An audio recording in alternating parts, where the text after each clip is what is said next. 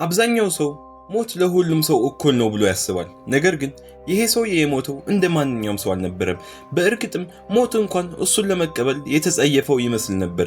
ለ8 ሙሉ ዓመታት፣ አዎ በትክክል ሰምተሃል፣ ለ8 ረጅም ዓመታት በህይወትና በሞት መካከል ተንጠልጥሎ ቀረ። አይኖቹ የተከፈቱ ናቸው፣ ልቡ ይመታል፣ ግን አካሉ በህይወት እያለ መበስበስ ጀመረ።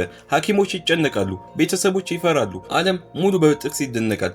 ይሄ ሰው ማን ነው? ለምንስ ነው ይሄ ሁሉ መከራ በህይወት እያለ የወረደበት? እሱ የኢየሩሳሌም ጨካኝ ተብሎ የሚጠራው አራኤል ሻሮን ነው። ይህ ታሪክ ተራ የታሪክ መጽሐፍ አይደለም። ይህ ታሪክ ፈጣሪ ለሰው ልጅ የሚያሳየው ትልቅ ምልክት ነው።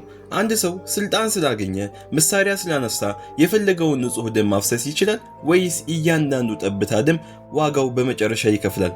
ዛሬ ትኩረታችሁን ሙሉ በሙሉ እዚህ ላይ እናድርግ። ምክንያቱም አሁን የምንነጋገረው ታሪክ ተራ ታሪክ አይደለም።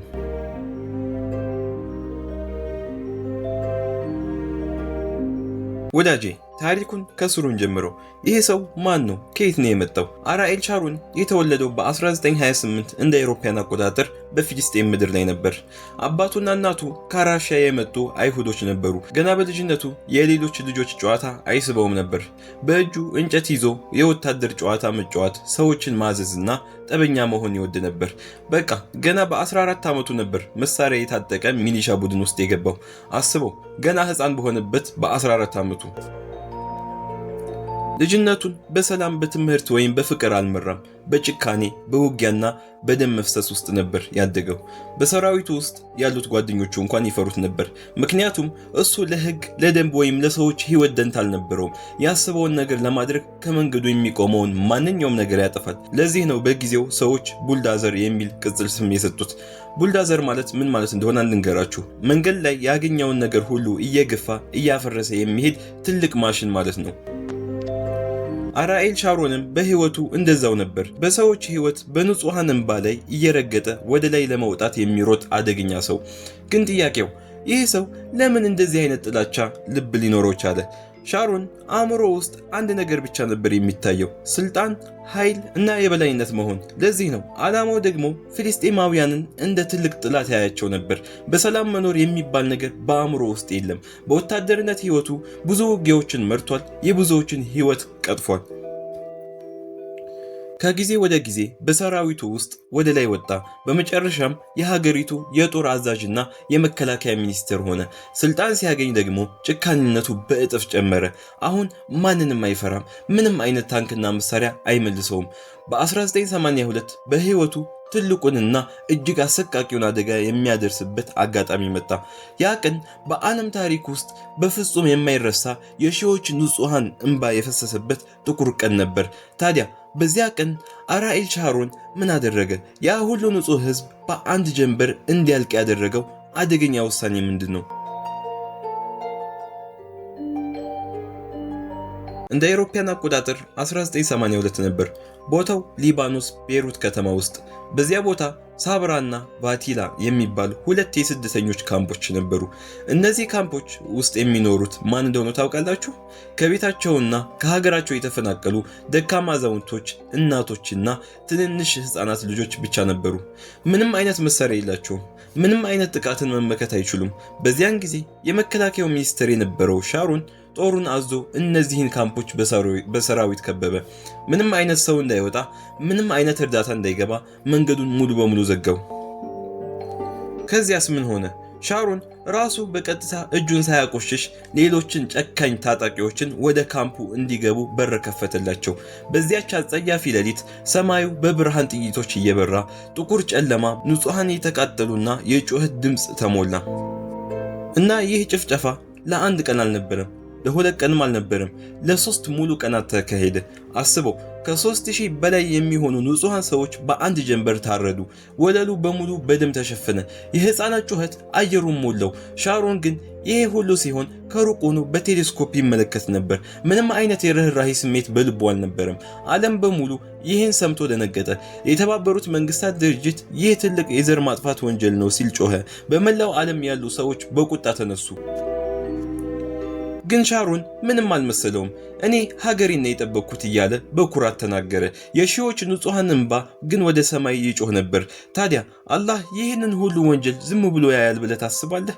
ይሄ ሁሉ ንጹህ ደም በከንቱ ይቀራል? አይደለም ወዳጄ። ምክንያቱም ከዚህ አሰቃቂ ጭፍጨፋ በኋላ ለሻሮን እጅግ የሚያስፈራና ማንም ሰው ተመኝቶት የማያውቀው ጥቁር እድልና እርግማን መምጣት ጀመረ። ከዚያ አሰቃቂ ጭፍጨፋ በኋላ አራኤል ሻሮን የተቀጣ ይመስላል? ፍርድ ቤት ቀርቦ የተገባውን አገኘ ብላችሁ ታስባላችሁ? አይደለም ወዳጆቼ። ጨካኙ እውነቱ እሱ አልነበረም። በጊዜው የዓለም ሕዝብ በሙሉ ተቃወመው። የሀገሩ ሰዎች እንኳን ሳይቀሩ የቤሩት ጨካኝ ያሉ ጠሩት። ከመከላከያ ሚኒስተር ስልጣኑ እንዲነሳ ተደረገ። በቃ አብዛኛው ሰው የዚህ ሰው አደገኛ ጉዞ በዚህ አበቃ ብሎ አሰበ። ግን የሻሮን የጥላቻና የስልጣን ጥም ገና አልረካም ነበር። ከብዙ ዓመታት በኋላ በ2001 ያልተጠበቀና አሳዛኝ ነገር ሆነ።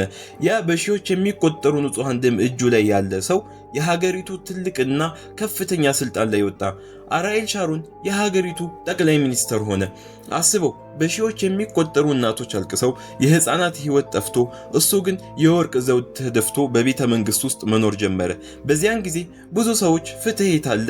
የንጹሃን ደም በከንቱ ቀረ ወይ እያሉ ተስፋ ቆረጡ። ሻሮንም ቢሆን አሰበ፣ ማንም ሊነካኝ አይችልም፣ እኔ ከህግ በላይ ነኝ ብሎ አመነ።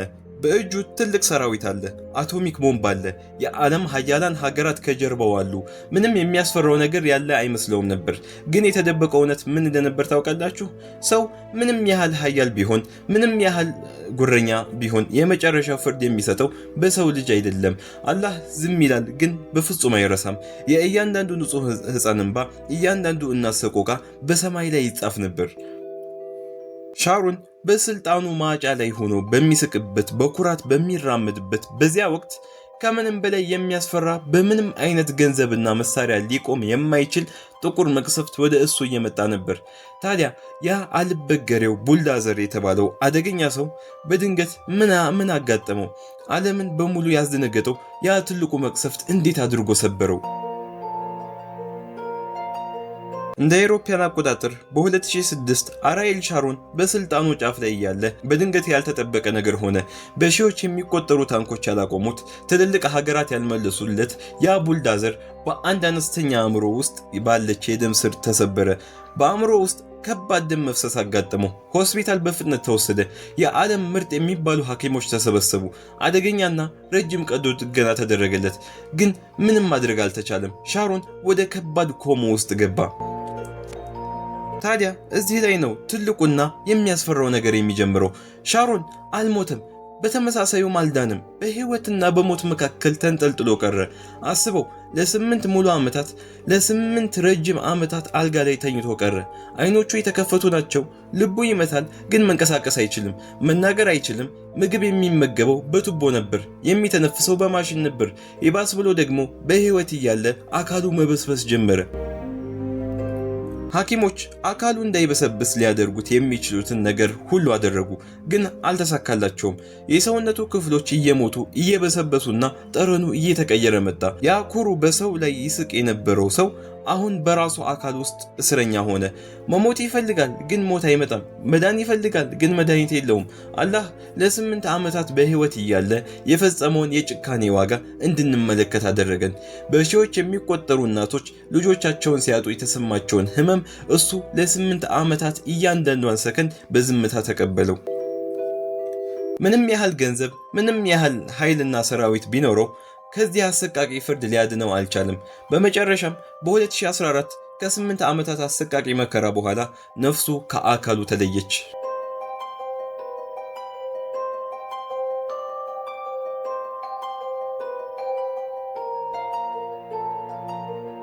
ወዳጄ፣ የዚህ ሰው ታሪክ የሚያስተምረን አንድ ትልቅ እውነት አለ።